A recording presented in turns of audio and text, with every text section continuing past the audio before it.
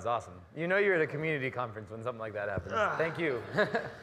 The first thing actually before I start, other than saying thank you for having me, is the real heart of community at our company was a lady by the name of Libby Britton, who is not here right now, but is awesome. So I will tell you my perspective and what I've learned, but a lot of that was learned through her. And anyone that used our product probably know her better than me. So Libby Britton, she's not here with us, but she's awesome, and I hope you guys all get to meet her at some point. But thank you for having me. Hopefully I have something a little insightful to say, but she's awesome.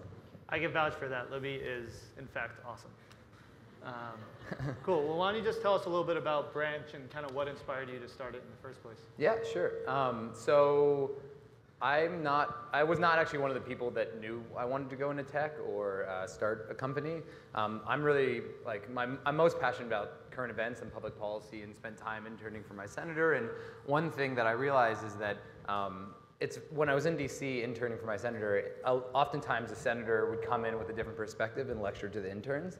And you'd leave saying, completely agreeing with them. And then you'd have to kind of snap out of it at the end, realizing, wait. He's very articulate, he's very smart, I don't really know anything about the issue. But you didn't really get the full picture. And I realized that on the internet, you often get that just by nature of how the publishing platforms are built. Tweets, blogs, they're written by one person.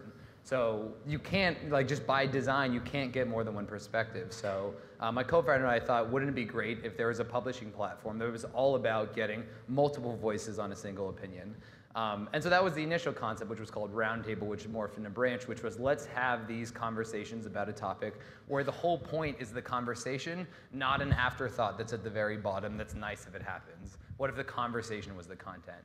And that kind of morphed into a big learning, which was, wow, there are all these people engaging in these conversations that don't blog and don't tweet. And for us, I was like, that's so cool, because there's this rule on the internet, that 1-9-90, where only 1% of people talk and 99% just listen, which in fact is true if you look at the data, but we kind of looked and said, well, everyone in the real world has opinions on things. I don't know a single person that doesn't talk to me when I talk to them. What would a system look like if you could empower everybody to talk about what they care about? And that's how we ended up transitioning from Branch, which was actually very successful with big publishers and media companies, to Potluck, which was more of a community-oriented product, and we realized just the mission that we care a lot about is how do you empower people that aren't sharing their opinions and talking online to do it for the first time or to do it more, which is a hard challenge. I can't say that we completely solved it or came close, but we definitely learned a lot. So Potluck had a similar mission to Branch. You just took a different approach for it. Yeah, definitely. So would you say that you kind of gave up on Branch on that mission and tried to focus more on Potluck, or what was that transition like? Well, so the transition was we were actually at just in the process of raising a Series A for the company for Branch. Mm-hmm. And what we realized in putting together kind of the pitch deck was that all the people that loved the service, the New York Times, James Fallows, General Stanley McChrystal, people that my grandma knew about, which was really cool, were the people that by definition we felt serviced by these publishing platforms. James Fallows is already on Twitter and blogging, and the people we really wanted to help were people that would never think about writing a blog post before, yet are very opinionated about something. And for them, Branch just wasn't working. So we kind of said, look, we could raise money and build a white label tool that the New York Times uses, and it's great, and I really personally feel like it added value to the world, but the mission, when we talked to everyone on the team, it was yeah, but we're actually the types of people that wouldn't blog by nature. And so I'm not the New York Times, we can't really build for them, but we can build for ourselves, and not all of us on the team are using Branch. Let's build something that we can use and that other folks like us can use. Cool. So how did you kind of measure the success or failure of Potluck or Branch? So with Branch, we kind of looked at what percentage of our users were creating, and not even creating, but participating in branches. And for Potluck, we did the same. And actually, one big learning from Potluck was, again, we were trying to attack the kind of 1-9-90 rule, and that we know that 90% is something really great to say. They need to feel comfortable. There needs to be the right context. And one thing, my biggest learning about building communities is that you can't force it. You can't race to it. And as an internet startup that's backed by VCs, there's this race to the numbers, but you can't force community building. And so, that was one of our biggest learnings. And so I think with Potluck, we built a really solid single community that doesn't scale as quickly as other companies. But I just learned that it takes time. So did you find that 90-9-1 rule still applied, or were you able to kind of improve on that? No, I personally feel like we were able to improve on it. What we learned is that you're not going to do it overnight. So that, if you're someone that's not used to talking on the internet, you're not going to show up to service and be like, oh man, the colors and like the features, like now I can do it. Like that's not how it works. Like you hang around for a bit. And I think what we were able to do with Potluck specifically is there are a lot of people that actually would happen to my roommates where I could tell I would tag them and stuff, which was kind of the dynamic to get people there. And they'd come and view the page and they wouldn't do anything, but then they'd mention that they saw it.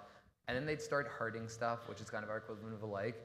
And then all of a sudden they would comment, and then they'd comment again, and then they post something. So there's kind of like this funnel. And it took a while for a lot of people, but I feel like we did get a lot of folks there.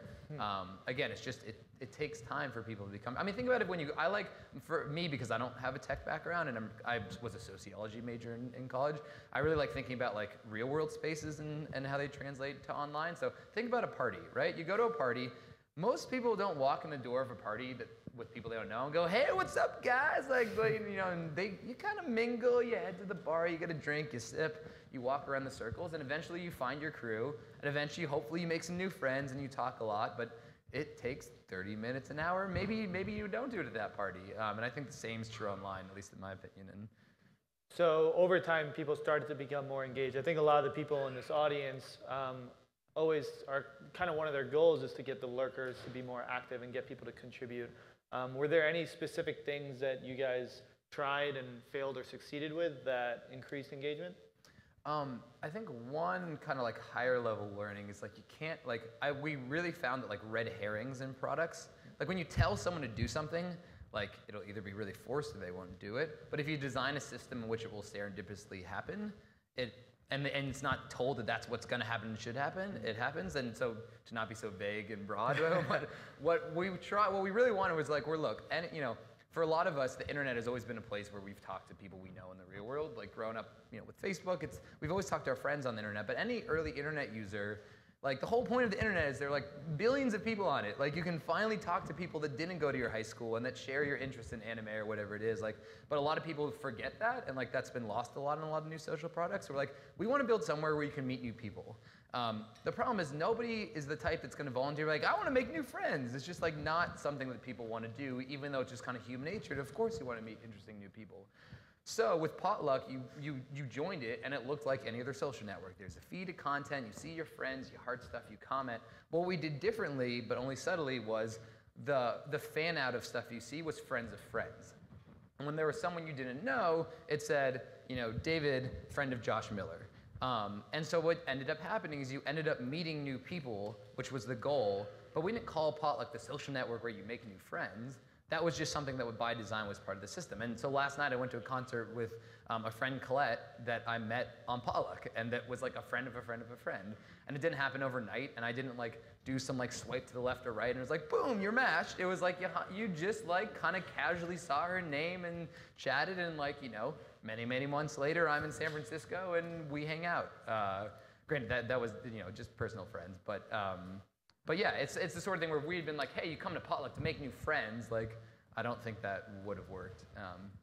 Okay, so people are coming to Potluck to discover more content and have conversations, but you're using a social kind of dynamic to increase engagement? Yeah, so for people that were addicted or really engaged with Potluck, it was, I'm bored, I have 10 minutes, I'm going to flip through to see some interesting content and some comments and conversation about it. Mainly the value prop being that your friends are sharing that content or they're commenting on stuff. But again, as a result, you would see other people, and because it's friends of friends, you would tend to see the same people over and over again. I mean, eventually it feels very familiar. It feels like a space and a party, for lack of a better analogy, that you're familiar with.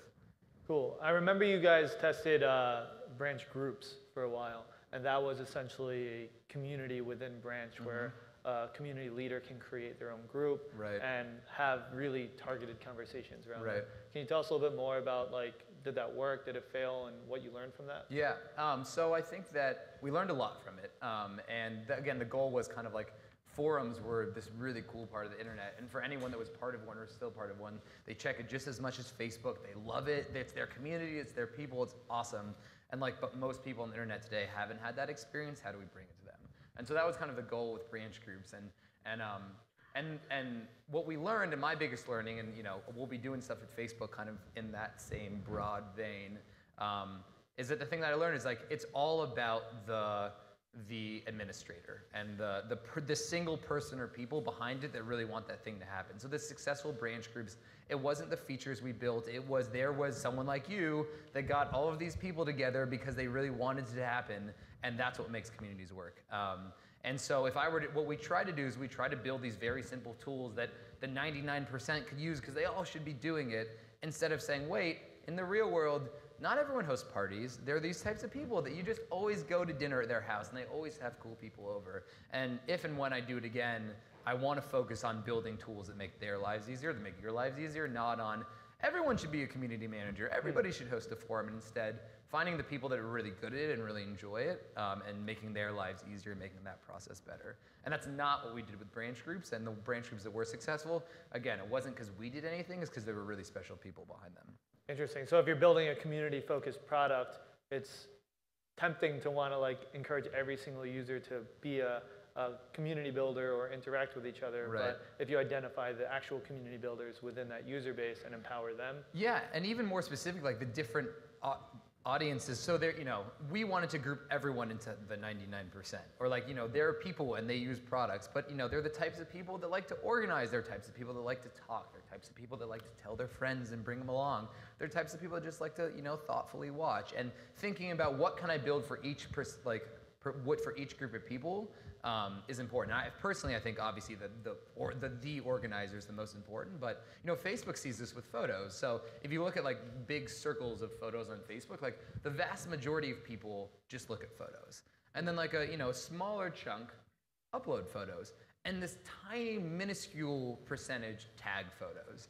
But the percentage that tag are really, really, like all of those things are important to making the photo ecosystem, or whatever you want to call it in Facebook, work. And so thinking about how can you build instead of building a single tool that works for everybody, how do you build specific things for each one of those sets of people and what they want to do that makes their lives easier, more effective, and engages the whole ecosystem, if that makes sense. That's awesome. So you sold to Facebook. Yes. Congratulations. Thank you. Tell us more about that. Why did you sell to Facebook? What are your goals there? Yeah. What's next for you guys? So, as I think like we really think that we're a mission-driven company. It's something that our mentors instilled in us, is that you should have a really big problem you want to solve and try and solve it. And that's why we were like, yeah, we have all these big publishers using Branch, but we're just going to drop everything and do Potluck. Because again, the goal we set out to achieve, we didn't achieve with Branch. We did Potluck. And similarly, Potluck, like again, I'm hanging out with people that I didn't know before from the product. Like I have so much love for the product. But for the overall goal, like how do you bring that experience of meeting new people on the internet to everybody on the internet? Potluck was essentially a forum in and of itself. It was a single online community, which was awesome, but it didn't achieve our goal. And so we're at the point where we can raise more money and do it again on our own, or there were a couple different opportunities to go do that elsewhere. I'm actually was not the biggest Facebook fan in terms of the product. I don't use it as much as I used to. But after meeting with them and hearing about their future plans and what they want to do and kind of their current mission and thinking, like they are very, very, very interested in this sort of space. And it's not, it's no surprise. Like Mark Zuckerberg was a very nerdy teenager that hung out on forums. Like so he very much sees the value in these sorts of communities on the internet and wants to empower them. And so for us, it was, we're mission driven. The point was not to start a company. The point was not to be the next Facebook. The point was to solve this problem. And the way the cards were dealt, it seemed like, given that Facebook cares a lot about this, and kind of says, the pitch to us was build Branch and Potluck at Facebook scale. Whatever resources you need, we care a lot about that mission, and we want that mission to be realized. And you guys stay in New York, you guys stay a team, do your thing there, and for us, even though I don't use Facebook Poke, that made a lot of sense to me, and I think will give us the best shot of achieving our goal. So you're going to continue to work on Potluck?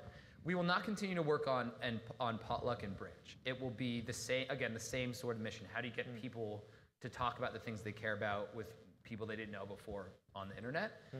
It will be a new product. And actually, one thing I really, really fought for was usually when this happens, they buy the product and they shut it down. And like, I don't want that to happen. Like, we poured so much time, and even Branch, when we moved on to Potluck, we kept it going. We made sure the code was as good as possible. Al Jazeera still uses it every week. And when we're at Facebook, I want that to be true. So we actually negotiated in a way where both of those products are still going to live on. There's plenty of money in the bank to keep them up and running for a while. Hopefully, my ideal is to put them in other homes where people will look after them for even longer. So we will not be working on those products, but they're not going anywhere. So can you tell us, are you working on existing Facebook products or something completely new?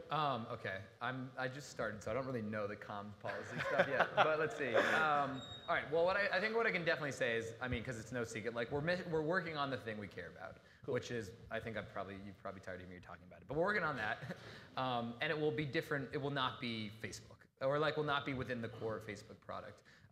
What it is, I honestly don't know. You know, what we're gonna do is reflect on the past 2 years. And you know, one thing I'm doing is I'm going up to Portland tomorrow to hang out with Matt Howey from Metafilter. I hung out with Chris Poole from 4chan last week. We're kind of just in learning mode again, right? Cool. So like, you know, one thing about our team is we're all young. We know that like don't believe most of what I say here, because like we come from the perspective that you don't really know. You just got to try things and then reflect on them and try it again. So we're back in the okay. We know what our goal is. We've done 2 products. We've learned a lot from both. Now. Communities have been on the internet for a long, long time, and there are a lot of really successful ones. Let's go talk to the people that started them, and especially since the new learning is it's about the people behind them, not the features and functionality. Understand the dynamics of what make online communities work, and then give it another shot. So, to be honest, I don't even know exactly what we're going to be building, but we'll be figuring that out. Cool. One more question, then we'll start to open it up to the audience. So, given everything you've learned and everything that you guys have tried, where do you see the future of community products going? And to put it into context, we see things like Jeff Atwood's Dispatch, which is essentially a forum that with some new features and new perspectives. Is the forum the future, or is it something completely different? Right. So I think it's something completely different. I definitely think it's in this realm. I mean, I just think it's, again, you know, we all know about mobile and how everyone has a computer in their hand and everyone's getting on the internet, and you know. But at the same time, like most people talk to the same 50 people on the internet that they know in the real world, that they arbitrarily went to high school with or went to the same, you know, work at the same company with. Like there are other people in the world that you should be connected to. So it seems silly that you only talk to the same 50 or 100 people you know in the real world. So I think that is the future of community, because again, that's what was so magical about the internet in the first place in the early days. And I think you'll see a resurgence of that in some form. I think that we have a lot to learn from forums, because there are many forums that are still alive and kicking and doing very well today that have been around for 15, 20 years. So there's definitely something we can learn from them. At the same time, they didn't have mainstream, like they had every opportunity to be Facebook or to be that large, and they haven't become that large. So maybe they're just forums with, you know, a better feature set or a better UI, but I think it'll probably be something that takes learnings from those communities and makes it more approachable to people that it didn't appeal to. And I think that goes back to learning VARs, which is it's not really about the feature set. So, I mean, granted, Jeff Atwood knows so much more than I do, so, you know, I wish him the best and I hope I'm wrong. But again, I think that, you know, I look at something like that and it's more just a traditional forum with new features, which is great for some things. But again, the thing that we're really interested in is not how do you make forums appealing again to people that already love forums. It's how do you make forums appealing and that sort of online community to someone that's used to just, you know, hanging on Instagram and Snapchat and talking to their people that they know. Yeah, I think forums are pretty, like, they're still popular, but maybe not so much with younger generations as well. And I know it's something that Facebook is struggling with, is as new generations are starting to use Facebook less and other platforms more. Right. What does that look like from a social network perspective, as well as from like a potential community platform? And it's almost like if you ask like what's the future of publishing? Like, is it blogs? Like blogs are going nowhere. Blogs work really, really well. Like they work really well. Are there going to be, to get people that aren't blogging and aren't publishing yet, what are those tools going to look like? They'll probably look a lot different than blogs just because those people aren't blogging yet. But again, it doesn't mean that forums or blogs are going anywhere. I just think that if you want to engage people that don't feel engaged by those current products, it needs to look a little different. It's interesting because Jeff describes Dispatch as the WordPress of forums. Right. Creating a structure for it. Which is great. And like, again, like the forums will always exist. And, I think that's a very, very smart, cool thing to do. But in terms of what we care about, which is someone that would self-subscribe to be someone that doesn't want to talk to strangers on the internet, doesn't know what an online community is and doesn't care, and doesn't even know what the word forum is, I think for people like that, it might need to be packaged a little differently. And or at the very least, be like built for the phone first, which is something I think you'll see us do at Facebook. Cool. Sweet. Well, I think we'll open it up to the audience now. We have about 7 minutes. So any questions?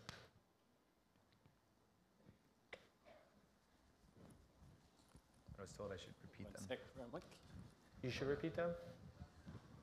Yeah. Oh, they have a mic. Hi. Hey. I don't know if you can speak to this or not, but I'm curious. I haven't heard anybody talk about yet what happens when your community doesn't like the decisions you're making with your product. Like, what do you do in that circumstance when it's like, the data shows us that it will be better if we do this thing, but the community that loves you and has supported you through that growth hate it. Like, what do you do? Like, what happens when the community sort of not necessarily turns on you, but when you, like, everyone's had community trolls, like they suck, and they hurt your fifis sometimes. Yeah. So like, what happens in that instance, and did you guys have that ever happen? Yeah, no, that's I don't think I have a good answer, and that's really tough, and it's something that, like, you know, even especially like going, you know, selling to Facebook, it's like we care so much about this, about the products we built and the communities we built, and oftentimes there are decisions you make that, like, it's not because the data says something good, it's because it says something not so good, and you know, you do like the thing that they like, but, you know, you have other things you have to consider. The thing that Libby, again, who I mentioned in the beginning, would always, what she would say, which I thought was really awesome and humanized, is like, we're just 9 people in a room trying our best, which I think, you know, may not be, you know, doesn't fully answer that question, but was at least what I'd want to hear, and which was true, is like, we're trying our best, we mean really well, we love it as much as you do, know that it's not from some, you know, evil perspective, but again, I think you guys all have probably better answers to that question than you do, but that's something that she said that really resonated with me, and was definitely from behind, like, the closed doors, like, how we were approaching it. We tried to do our best, and at the end of the day, we were just 9 people in a room doing what we thought would be the best outcome. But that's definitely the toughest part, because you do care about it so much, and you don't like to see people that love it as well be bummed. But yeah.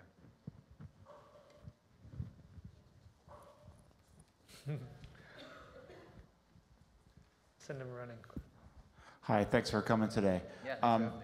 One could easily make the case that the problem with sharing on the internet isn't one of quantity, it's one of quality. If you look at sort of the comments on a popular video or a news story on Yahoo or something, you could see why people wouldn't necessarily want to participate in that conversation quite often. So what do you do to get, especially if you're trying to reach people who haven't shared a lot before, may have opinions that they haven't shared, to engage them, and what do you do to try to create an atmosphere of quality in the sharing and engagement? That's a really, really good question. And because for Branch, actually, like when we were first launched, like the press would label us like the quality conversation platform where quality happens. And one thing that we realized pretty quickly, and that, like, you know, was counter to our initial beliefs, is that like quality is so relative to who and what you're talking about. So I think that's one thing to put out there first, is that, you know, quality doesn't just mean good punctuation and no cursing, right? It really depends on who's talking to whom about what. I think the real question is, how do you encourage them and make them feel comfortable? We learned that, like, the perception of the space means a lot more than the functionality. So with Branch, there was a tweet button, there was an embed button, it was a very sleek UI. We, like, triumphed the fact that New York Times used it. As a result, that made people like my college roommates not want to touch it. They're like, that's, like, public on the internet, man. Like, Josh, I love you, I wish you the best, but, like, I want nothing to do with that. Why would I publicly publish on the internet? And then that's the same person that publicly publishes on the internet all the time to Instagram 5 times a week. Completely public, just as public, but it doesn't feel public. It feels intimate. It feels like it's you and your friends on your phone just sharing your moments. And that's a learning we took to Potluck. And my college roommates use Potluck a lot. It was more public, arguably, than Branch because it was easier to find stuff. But it felt like this very intimate space with people that were familiar or friends of friends. And so I think people craft content to their audience, their perceived audiences. So I think a reason that you get, like, blog comments are often so vile and bad is that they're not treated with respect. It's like they're thrown at the bottom of the page. Most people ignore it. So, like, if you can curse and you don't really know who you're talking to or if anyone cares at all. if you feel like you're in this intimate space and the people that are going to see it are friends or friends of friends with your friend's name attached to you, like what you say is going to both feel more intimate and feel like, whoa, I should probably not curse and be an asshole because all my friends are going to see it. So that's how I'd answer that. Is I think quality is relative, and it really matters how intimate and the perceived intimacy of this space if you really want people to feel comfortable sharing, especially people that haven't done it before. I think we have time for one more.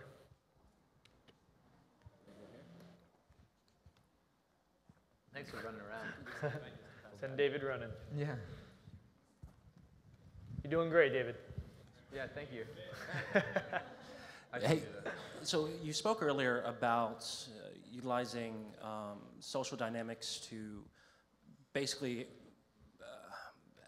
have a way to discover new relationships, new meaningful relationships. Other people have argued against that concept in the online space with research like into Dunbar's number. I'm just curious what your perspective is utilizing tools like Branch to create more relationships when people say biologically we might not be able to handle more than say 100.